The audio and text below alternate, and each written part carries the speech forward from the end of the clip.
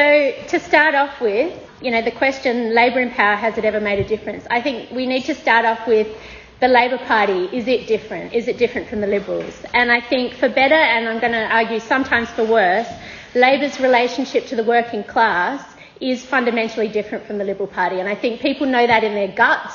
They know that when they look at Morrison and the incredible euphoria we're going to get when we kick him out, and for every Liberal government, that the Liberal Party is an out-and-out party of the ruling class, and they rule completely in the interests of business. Whereas the Labor Party, since its formation in the 1890s, has an organic relationship to the working class. And I think to most accurately explain the nature of the Labor Party, we could say it's a party of the union bureaucracy that sits at the top of the trade union movement. Even to today, 50% of delegates in the Labor Party conference are union members. So there's an actual formal, organic relationship between the trade union movement and therefore between the working class and the ALP. And I think, we want to do everything we can between now and the election to make sure that Morrison is absolutely humiliated in the polls. And we know that if the Liberals win again, it's going to be disheartening for everybody who wants to see change in this country. But I think it's because of the Labor Party's relationship to the working class that actually sometimes in Labor's history the party has been used to sell some of the most complete attacks on working class living standards in a way that the Liberal Party actually can't do. And I'm going to talk about a really important example of that. But I think today's talk is probably, in reality, the question, will Albanese Labor make a difference? And when we look at the way that Albo and the Labor Party is running, the truth is that they are doing everything they can to indicate that they're not going to make a difference, because they've got this no target. We had the small target strategy that started under the Beazley Labor opposition, which didn't manage to kick out Howard. But Albo's strategy is a no target. They literally want to keep their heads under the radar. The most recent, really obscene example was that they had promised they were going to review the terribly low JobKeeper dole rate. And they said recently that they're not even going to review that when they come into power, because they don't want to do anything that they feel like the media and the Liberals can bash them over. It's this kind of no-target strategy. And, aged care is pretty much their central pitch, which I think is a really smart and important thing. We've seen through the pandemic the absolute horrific conditions inside aged care for the patients and the residents there, but the horrific low pay and terrible working conditions for staff. And it's very smart and right of Labor to say that they're going to reform that. But let's look at the scope of what they're promising there. They say that in comparison to the Liberals, they're going to fully fund whatever the Fair Work Commission grants for the workers' wages, whereas the Liberals are saying they're going to discuss with providers about how to split those costs. And Labor is also putting in registered nurses 24/7 into those aged care services, as well as improving food and promising a certain minimum amount of staffing hours for aged care residents. But the non-wage component of that pledge, which is kind of the high point that I think people are looking at when they see some hope that Labor will be different, is $2 billion. At the same time, Labor is committing to keep what's called the third stage of Morrison's tax cuts, which means that coming in next year, which means that people who earn over $120,000 per year are going to have a tax cut which will take $19 billion per year out of the budget. So their non-wage bit of the aged care reforms is going to give $2 billion, while they're allowing people on over $120,000 $16 billion that could have gone to funding health, funding education out of the budget. Their climate policy, we can talk in more detail about the limits of that, but I think it's very telling. Albanese is not saying, we're going to end climate change. He says, we're going to end the climate wars. And they were so relieved when their climate policy didn't get any media. It was so, they got the tick of approval from the Business Council. It was so beige, so middle of the road that it didn't actually get much scrutiny. And that was exactly what Labor wanted. And I think most importantly, when you look at what Albo's promising, they're getting rid of the ABCC watchdog on the construction union and a few good things like that. But they are leaving in place the industrial relations system which Howard created and which Rudd shamefully continued, which gives us controls over the right to strike, which are some of the worst in the OECD. And that's the Labor Party's, policy. So I think what we need to understand is that the program that Labor's running with in this election is not a traditional social democratic Labor program. And I think it's important to understand some of that. I think we need to see that there actually has been a big shift in Labor over history. So you can understand the Labor Party in two phases, I'd say. You've got from 1890 at its inception until 1975 as a traditional Labor Party, and 1975 to now as a much more neoliberalised version. And I think it's important for people to understand from 1890 until 1975, Labor Party ran in elections. It was never a small target. The party had a platform of full employment. They talked about the socialisation of the economy, like slowly nationalising more bits of the economy, the humanising of capitalism.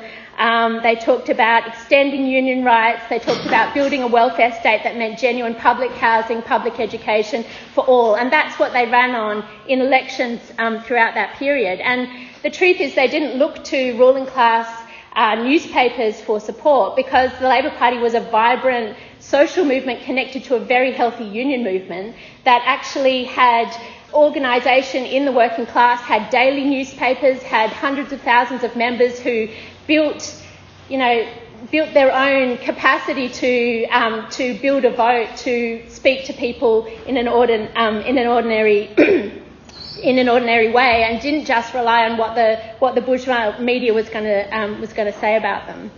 It's important to say they weren't a socialist workers' party. The Labor Party was deeply reformist, committed to the nature of existing capitalism, and that meant a whole lot of horrors. It meant commitment to the nation state, commitment to the idea of economic growth under capitalism.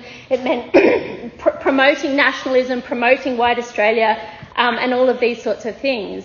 And it certainly relied, for every bit of reform that they wanted to bring in, they relied on strong capitalist economic growth, which is a really important point that I'll come back to.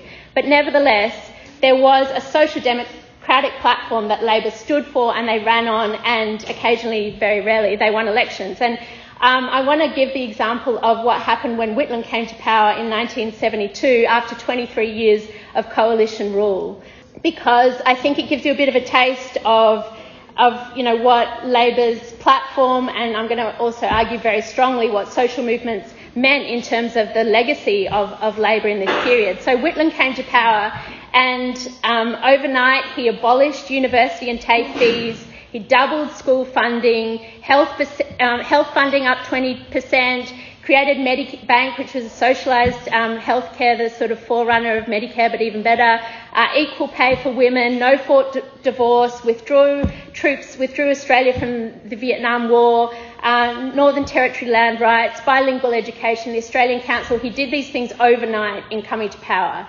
And, it was a progressive vision for social change that actually doubled budget outlays. So it was unashamed, we are going to make social programs and we're not afraid to spend money on them. I think it's really important to understand these things were fought for, not by the Labor Party, but actually they were won in the streets and in the workplaces in the lead up to the election of Whitlam. So just to give a flavour of what was actually going on in the struggle at that time, in 1970, 120,000 people had struck in the Vietnam moratorium against the war. We'd seen the long-running, incredibly heroic Gurindji strike. We'd seen the tent embassy on the lawns of Parliament House, and the struggle for land rights. We saw, and I think this is very, very critical, the victory of the 1969 Victorian General Strike, which smashed the penal powers. And that was a really, really crucial thing which unleashed a lot of very important class struggle. The penal powers were a bit like our anti-strike laws, and people in the Communist Party and the left of the Labor Party had set out and worked for years to actually talk about, we are going to break these laws. They're going to fine us, they're going to jail us, and we're going to continue to push on and smash these laws. And that's what they did. When they jailed Clary O'Shea, who was the leader of the Tramways Union in Victoria, people came out on strike, Victorian general strike, and the ruling class paid O'Shea's fines made the whole thing go away, because they knew that if they didn't kill the penal powers, actually the industrial struggle was going to go up and up. So that was a really key moment where people smashed anti-union laws with a constructive, planned strike program, and those laws were a dead letter. And that was really crucial in actually unleashing the industrial power, which was connected at that point to all of these social movements around women's rights, around Aboriginal rights and so forth. So we get the Whitlam victory and this incredible, in the first month, making all these incredible changes. But this is quite important. In 1972, when Whitlam launched his program, he said this: "Our program, particularly in education, welfare, hospitals and cities, can only work successfully within a framework of strong, uninterrupted growth. This requires that the national government must, by consultation and cooperation with all sections of industry, achieve a growth rate of 6 to 7% in each of the next 3 years." 6 to 7% of economic growth. This is the real answer to the parrot cry, where's the money coming from? Even at the present low rate of growth, Commonwealth income has nearly doubled in the last 6 years. I'm not sure what the present low rate of growth is, but this was the very end of the post-war boom that had seen massive economic growth. And so, just steadily growing government income. And Whitlam says it explicitly, that's the basis on which we can double the budget, we can spend money on health and education. And I think that's one of the Achilles heel of the Labor program that became very important in what I'm going to say later. And it's not the first time we see this. Scullin, elected 2 days before the Great Depression of 1929, very, very bad timing. Huge euphoria around the election of this Labor government that was going to, bring workers' rights and do all these kind of things. But when the Great Depression hit Australia very, very deeply, massive unemployment, huge sovereign debt crisis, all of these things happened, Scullin immediately went to smash down the government spending, and they cut the minimum wage by 10%. He forced through cuts of 20% of all budgets for state governments. So basically, just at a time when unemployment was going through the roof, they were cutting pensions, cutting unemployment benefits. Labor voters literally starved at that point. So this is not the first time in Labor's history when we that this question of, yes, when there's a boom, when there's growth, we'll fund things, but actually when the system goes into crisis, we can't do that anymore. We've got to put it on ice. But I think what's worth stressing is that when Scullin did that, it was seen as an almighty betrayal, and actually the New South Wales branch of the Labor Party split away from Scullin. And under a guy called Jack Lang, who was no massive left-winger, but he actually was forced by the anger inside the Labor movement and the left at the Great Depression to do things like put a moratorium on evictions. They tried to stop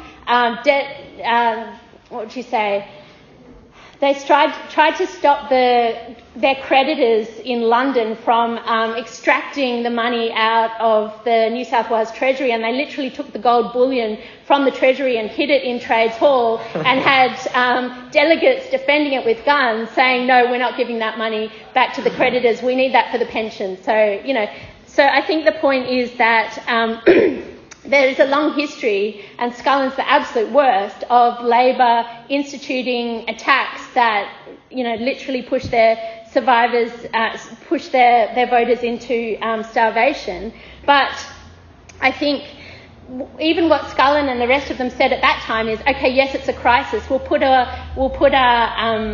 reforms on hold, but once the economy grows again, then we're still committed to this vision of social change and so forth, which is very flawed, but I think changes as we get later. And a very similar thing happened to Whitlam in 1974, the stagflation crisis, which was connected to oil prices, but basically represented the end of the long post-war boom, hit Australia, and for the first time in 30 years, you actually had a serious economic crisis in Australia. And Whitlam did exactly the same, tried to move towards the same thing that Scullin was doing. He scrapped his program. It was called the biggest policy reversal in history. He tried to wind all those programs back and look at how can we maintain economic growth. And that's an important point because neither the left nor the right in Australian history remembers that actually Whitlam tried to pull back his program and deal with the economic crisis.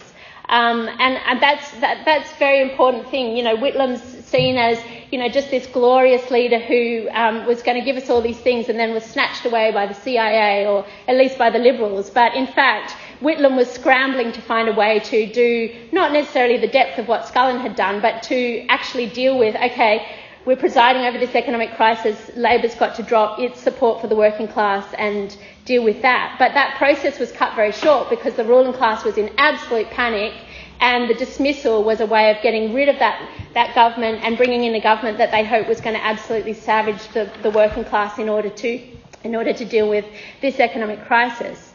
And I'm going to talk about the Fraser years, not because I'm just falling into a chronology of Australian governments. Fraser was a Liberal, but this is actually quite important for, I think, the understanding the sequence of how we get ourselves here today. So Malcolm Fraser was elected in the face of the stagflation crisis and the political crisis around Whitlam's dismissal. And he was a contemporary of Thatcher and Reagan. His treasurer was John Howard. And as I said, the ruling class looked to him to slash back wages, curtail unions, and actually deal with the crisis of the 1970s, get the budget under control, all those kind of things. So the scene was set to do that. But the truth is, Fraser couldn't do it. He failed on every account. And that's because of the strength of the working class at that time. There was the bitterness about the dismissal. People looked at Malcolm Fraser and said, he's not our leader. We never elected him. The sense that they'd been robbed of the Labor government previously. But just the strength of the working class fought off reform after reform. It's at that point that the profit share is lowest in Australian history. The struggles under the Fraser government. So in 1979 there was a lot of inflation, but workers won a 13.5% wage increase. And in 81-82, they won a 16% pay increase, both those years. So that was through militant struggle that meant that the Fraser government was, fairly impotent. And the leader of the ACTU during those struggles was Bob Hawke. So this is where we get the Hawke-Keating government from, is actually the ruling class realised that there was a complete impasse. Fraser wasn't able to do what they wanted and profitability was getting lower and lower. So they started to be open to the Labor Party being able to sell an attack on wages and attack on unions that the Liberals failed to do. And they looked to the person who was the figurehead of this militancy, Bob Hawke, who managed to sell himself as the person who was going to do this. And this is where we get the Accord from. And, after Whitlam's dismissal, the logic in the Labor Party, which I think there's pale echoes of when people dealing with what happened last time with Shorten's defeat, but when the Labor in opposition looked at Whitlam, they said he went too far too fast. We can't do that again. They had this, pro-business orgy conference in 1975 where they talked about, the economy's still terrible. We can't offer any reforms until we've dealt with these wage breakouts and the question of inflation. And the party reoriented itself, the leadership reoriented itself to a completely different strategy. So the Accord, it was an arrangement between the ACTU and Labor, and it was a kind of centralised planning of the economy that was based on wage restraint in exchange for spending on social programs. The reality is that we got a hell of a lot of wage restraint. We did not get a hell of a lot of spending on social programs. But more to the point, I think it's really important to understand, the strength of the unions under Whitlam, before Whitlam, under Fraser, was based on the capacity to strike, organisation in the workplace, delegate structures. What did the Accord do? It said, you can't strike, we're going to set it up for you, we're going to sit down and work out what the wages are, we're going to give you a good deal, go home, no more strikes, no more wage rises. And this was absolute poison for the organisation of the unions. So this is what happened under the Accord. We get a complete reversal of the wage profit shift. You can see it, and it's never recovered, obviously. Suddenly profit goes up, wages go down. Union density. When Hawke came to power in 1983, 48% of the workforce were union members. When Keating left, 31%. An absolute decimation of union density. When Keating ran in 1991 and won the election, this was his statement, so I'll let him say it in his own words. The aggregate wage and profit shares have been restored to levels which are consistent with a structurally sound economy and durable economic growth. The rebound in the gross profit share of the non-private farm corporate sector since the early 1980s has reversed the previous fall. The accord between the government and the ACTU has delivered unprecedented wage restraint since 1983 and has been a key factor in achieving record job growth through the 1980s and today's low inflation. The structural reform initiatives announced in this statement will further enhance that process. Real wage restraint under the accord has meant that the downturn in profitability during this recession has been less marked than in the 1982-83 recession. This leaves business well placed to take advantage of opportunities to invest and expand output. So this is Keating's argument to be elected as Labor leader in 1991. And I think what we can see by that point is Labor's complete abandonment of a social democratic platform for change. In fact, for Keating, economic crisis wasn't some aberration that maybe we need to just tighten our belts temporarily, but we can hope to ameliorate some of the worst effects. For Keating, crisis was this brilliant, form of economic, creating economic efficiency. He talked about, holding the blowtorch of crisis to the market. He welcomed it as a reform tool. So the recession we had to have, 10% of Australian workers unemployed. Keating was like, this is great. It's got inflation down. He actually welcomed the mechanism of economic crisis. And then we see the politics. Instead of a Labor Party that stands for, increasingly humanising, somehow evolving towards a more friendly, soft capitalism, actually corporatisation, they bring in national competition policy that forces government departments to compete, to move towards the market, and then just out-and-out privatisation, selling off Qantas, selling off all of these sorts of assets. So I think what we can see is that Hawke and Keating's rule has reconstituted the Labor project, and it's also had a terrible effect on Labor's primary vote and union membership, as I mentioned earlier, and delegate structures and the combativity of the working class. And so I think this is really key when we're looking at Labor since that time. Actually, all ALP leaders since Hawke and Keating have religiously supported what Hawke and Keating did. It's an item of faith in the Labor Party is that we want to be like them. It's absolutely every one of them. And I think that's where we get the small target from. It's because basically Labor has accommodated to the kind of neoliberal centre to such a degree that the only way to win elections is not to stand on a platform and build support despite what the ruling class is doing, but to try and hover so close to the Liberals that, they can just hang themselves and will get into power.